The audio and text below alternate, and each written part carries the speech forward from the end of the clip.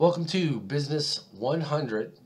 This is on Chapter 12. We're going to break it up into parts. So the first part of, this first part is going to be on product strategy. So if you look here, we've got a breakdown here. Okay, and this is product development process. So we've got different steps. The first one is idea development. And this is important, but I want to caution young entrepreneurs. An idea, while it's important, is nothing by itself. To come up with an idea, you could come up with the world's greatest idea. Okay? Some need that's not being satisfied that you have the perfect solution for. At this point, that's just an idea. It's nothing more. Okay? It's not enough to have a good idea. We're looking at one aspect of how to take this idea and bring it to the market. That's a process. That process is just as important, if not more important, than the idea itself. You've got to have more than an idea. You've got to start with the idea and bring it to the market. Here on this little graph here, they call it commercialization. And you've got to take this idea and be able to transform it into a business that makes a profit. If you can't do that, the idea is worthless. Okay? And people will talk about intellectual property, right? Oh, I got this idea. I can get a patent. I can get a copyright. I can get a, trade secret or whatever. Well, that's fine. But someone still has to take this idea to market. So you could sell it to somebody, maybe, or license it out. That's a way to make money. But in order for that idea to make the world a better place, all of these steps that we've got outlined here have to take place. So we've got idea development, okay? New idea screening, business analysis, product development, test marketing, commercialization. A lot of this is going to be, it needs to be planned, and you need to have the route to get it to commercialization. So you have to have a plan to bring that idea to market. You have to have the resources. You might need a building. You might need a warehouse. You might need a factory. You need labor. You need trained employees. You need the technologies, how to combine those resources to get this product to market and make a profit. That's what you want if you're doing a startup with your business plan. If you come to me when I was a banker, or if you came to me as an investor, if a Brinks truck broke down in front of me and spilled money out all over me, you would have to be able to convince me that you can take this idea through all of these steps and get it to the market. That's what the purpose of that business plan that we did earlier in Chapter 5 was. You've got to show me that you can do it. If I give you all the money in the world and you don't have a plan and you've got the world's greatest idea, I'm going to lose my money and no one's going to be better off.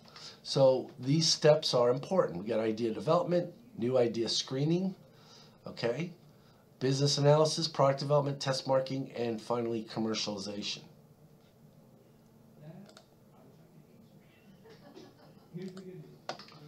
Okay. idea development. Okay. Ideas can come from different sources. We've got internal and external. Internal sources could be marketing research or employees. Now, remember at the beginning of this chapter, we talked about the fact that for a company to be successful, they have to either find some means, a product, to satisfy human wants or needs, they're the same thing, that aren't currently being satisfied. Okay? Or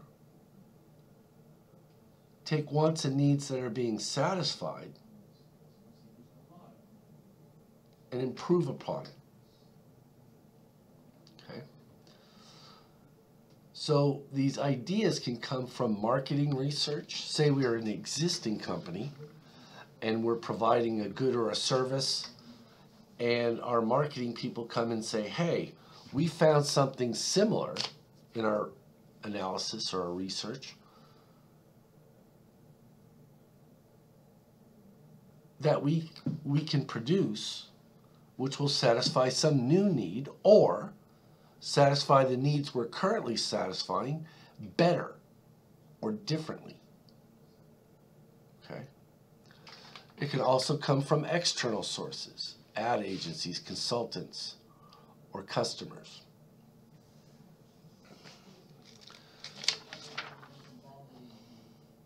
Your book talks about Nike and how Nike has a separate division called Nike Sports Research Lab, where they get scientists, athletes, engineers, designers that work together to develop technology of the future. Okay? They research ideas in biomechanics, perception, athletic performance, and physiology to create unique, relevant, and innovative products. And then they test them on real athletes. They say, okay, we've got some new material we want to make these shoes out of. We think they'll be lighter. Are they durable enough, right? Hey, you go play baseball, soccer, whatever in them, and see if they hold up, and tell us what you think. Okay. So we're going to develop ideas either internally or externally. Once we've got this idea, we need to screen it. Okay? Let's say Nike found this new material was lightweight, durable enough, right? Athletes came back and said, we love it. This is the best shoe I've ever owned. Okay? We want to screen this idea. Is it feasible? Okay. Do we have the resources and the ability to produce and market this? Let's say we thought, hey, once we start making these shoes, we're going to make 10 million pairs a year, but can we get enough of this new material to produce that many shoes? Okay. Do we have the technology to start producing shoes with this new material? Maybe we need different machines or capital goods. Maybe we need to train workers differently. Okay? So we're going to say, here's this new idea. Do we have the other factors of production or resources available to produce this product? And then, once we realize we can produce it, how much is it going to cost?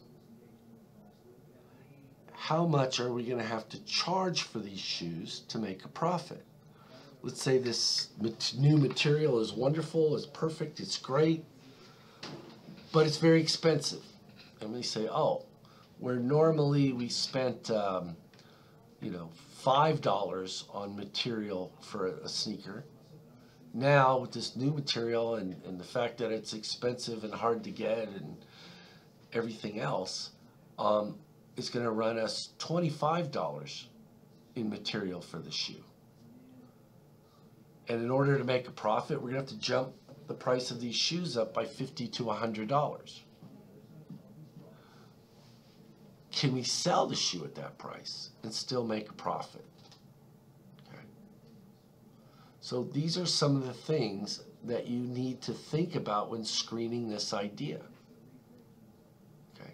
And if you look here on the slides, it says management looks at resources and the ability to produce and market.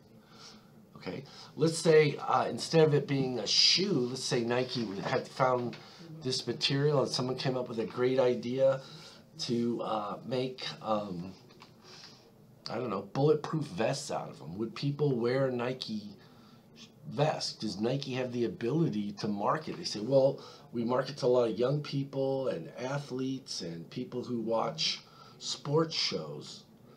And those are the types of people we sell our shoes to.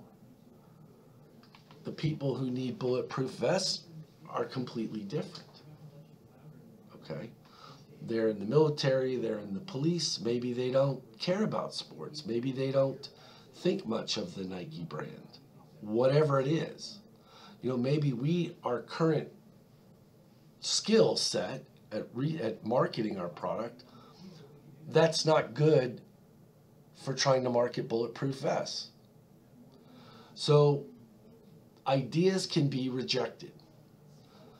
The next step is business analysis. Business analysis is a basic assessment of a product's compatibility in the marketplace and its potential profitability. So we're concerned with the size of the market and competing products.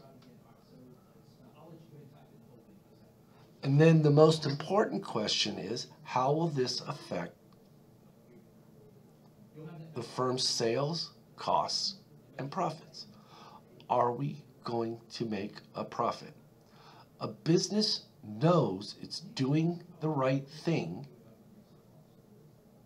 when they don't violate anybody's rights, right? They don't pollute someone's property, they don't harm another person or their property, okay? And they make a profit. That means we're taking things that were worth less to our fellow man, those are our costs, and converting them into something that's worth more. We've created value where it wasn't. We've taken things that were worth less in other uses, we call that opportunity cost in economics, and using them to produce something that people like or want better, and that is demonstrated through their ability and willingness to pay for it. When we do this under pure free market capitalism, we have made the world a better place. Athletes have shoes that help them perform well, that either make the sport that they're in more entertaining, more people will buy tickets, or people will pay higher prices for the tickets. Okay? And because of that, because people like the football games, because now the athletes are better able to are able to perform better in our sneakers, and they like better football. Now we make a profit, and we've made the world a better place. So those are the things that we're looking at. A lot of times, people come up with a great idea. Maybe the market's too small. Okay?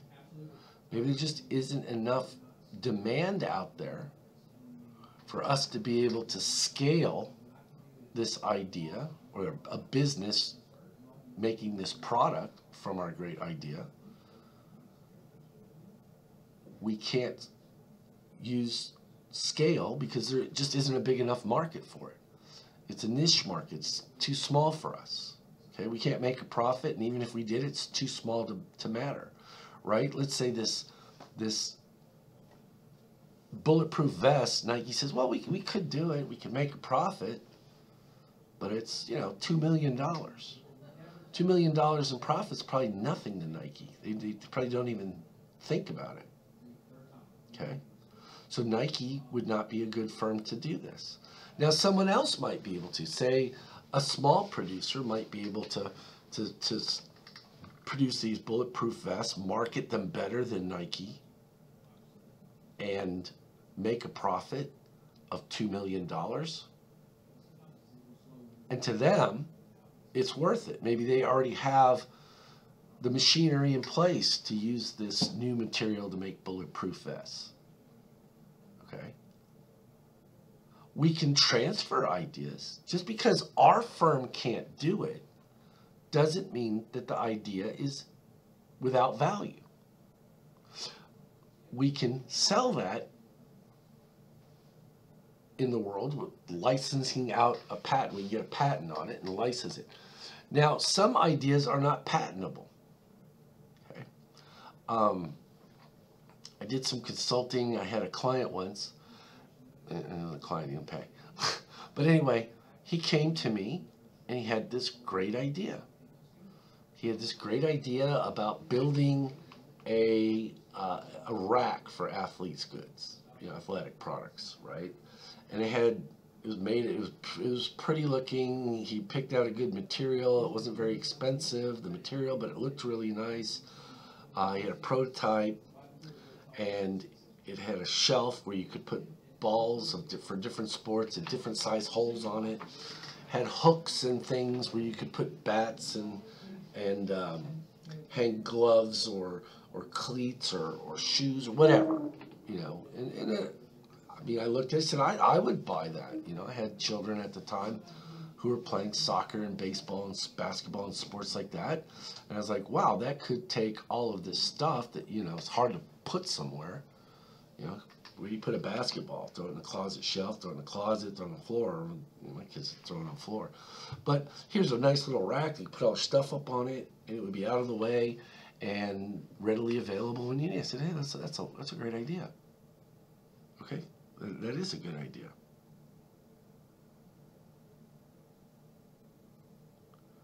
Now, how big is that market?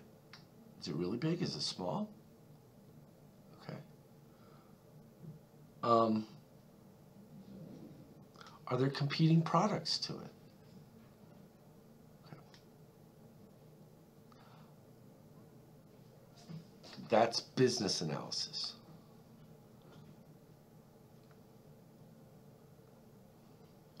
The next phase is product development. We want to develop it into a prototype. We want to take this thing and make it so people can see it. If it's a physical product, okay. This can be expensive. To get someone to make one thing or 10 of them or however many in small batches might require retooling. There are places, there are manufacturing facilities that'll make things for you. Okay. But they might have to retool. They might have to buy new machinery. Maybe not all the machinery is there to make this particular good or product. And that's going to cost you. So it can be expensive to make a prototype.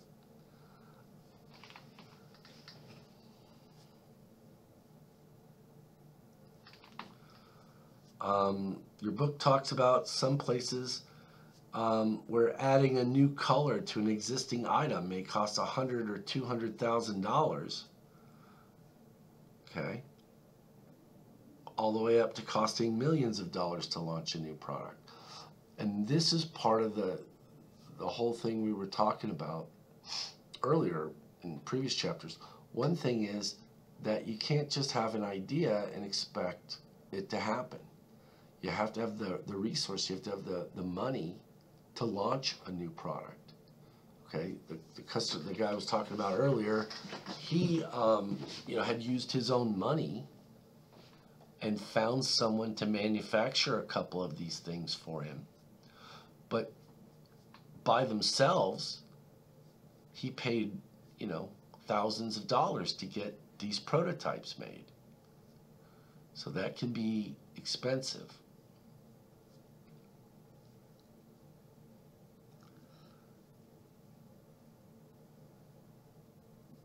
Copyrights, tentative advertising copy, packaging, labeling, and descriptions of a target market are integrated to develop an overall marketing strategy. So it's not just developing the physical thing, the good or the service or whatever it is, you also have to have, as part of product development, how we are going to let our potential customers know that this is out there.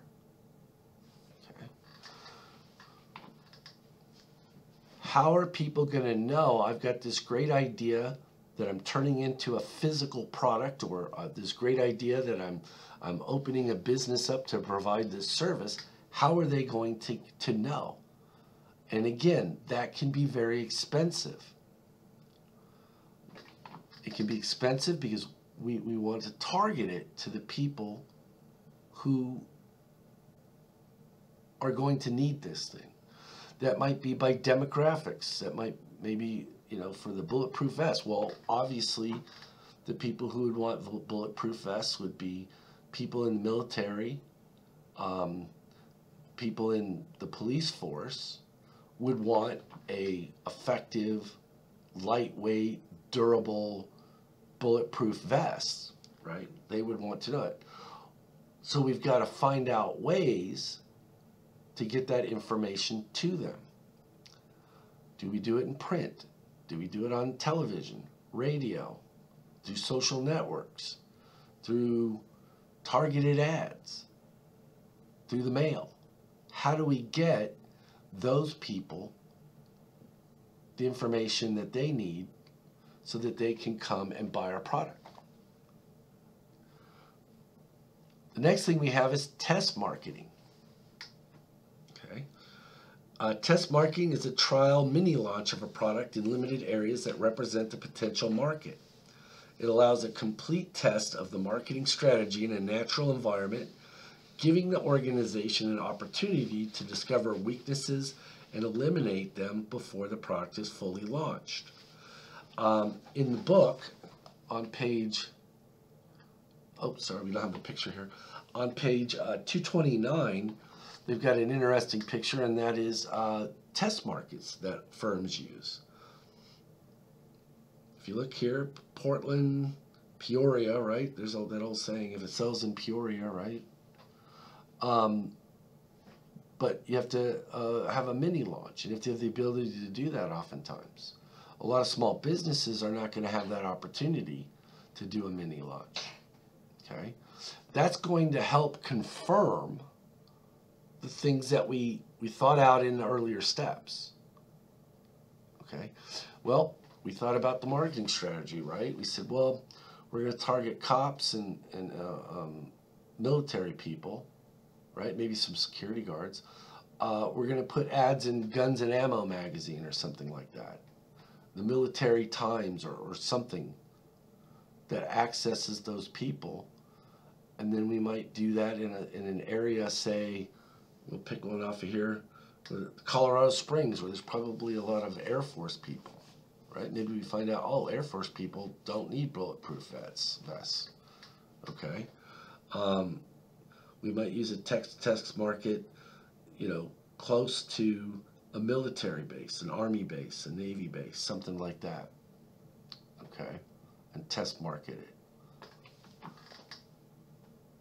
And then we may look at the product. We say, well, they really like the product, but the clamps, the buckles we used to hold it on to people didn't work. Or people said, yeah, it's lightweight, it's durable, etc., but there's something else wrong with it, right? I don't like maybe it gets hot in there. Maybe this material makes it so that people get so hot wearing the vest that they want to take it off. And if you're in the army or a policeman or something, you want to be comfortable while you're wearing a vest. It may be the best vest in the world at stopping a bullet, but after wearing it for 2 or 3 hours, you're covered, in sweat in warm weather. So you don't want to wear it. You take it off. So those are the things that we get to add to test marketing. And then finally, commercialization is the full introduction of a complete marketing strategy and the launch of the product for commercial success. There may be regulatory hurdles that have to be overcome. Okay, your book talks about Aqua Advantage Salmon, right, which is a company that wanted to sell genetically modified farmed salmon in the market. They had to wait until the FDA approved the salmon fit for consumption. But even there, they had other hurdles, right? There are a lot of people who don't want to eat genetically modified foods. There are a lot of companies and restaurants and people who buy salmon who tell their customers, we don't sell any genetically modified stuff, right? Maybe they're not going to buy it. So maybe this salmon company might have to go a little bit further and say, not only is it FDA approved, if that means anything, right? The FDA approved the COVID vaccines. Okay. Maybe now we have to actually go out and start an advertising campaign before we can even start selling it on a large scale to convince people that this genetically modified salmon is safe and effective and good. And maybe we might want to get, maybe we might want to go to like the Food Channel or something and say, hey, we get this salmon, it's safe, it's fine, nothing's going to happen to you. You're not going to get a third eye or something if you eat our genetically modified salmon. And I'm not saying genetically modified good foods are good or bad. I don't know personally. Okay, you're not going to get a third eye if you eat our genetically modified salmon. Would you, maybe on Iron Chef, would you have Aqua Advantage salmon on there and have the chefs say, hey, it's good, it's fine, it's not going to make you sick. Oh, it tastes better than non-genetically modified salmon, whatever it is. Or it's cheaper, right? I mean, I would assume that's probably the Aqua Advantage, is if we can genetically modify them, we can grow them faster and sell and they weigh more and sell more fish, and people can eat more fish, and they say, oh, it won't hurt you. And they may have to convince people that genetically modified salmon, or at least their particular one, aren't harmful to people. There aren't side effects or hazards or dangers that are going to pop up later if you start eating this genetically modified salmon. So that is our lecture here on product strategy. If you have any questions, you can always contact me with email, phone, or we can do Zoom calls. Send me an email, say, hey, I'm not understanding something here, and I can get back in touch with you. Okay? Don't forget, on Tuesday nights from 5:30 to 7:30, at least this semester, this video might be used next semester, and maybe I'll have to change the days, but whatever day it is, don't forget that you can always come in from 5:30 to 7:30 for that help session. Okay, thank you very much and have a great day.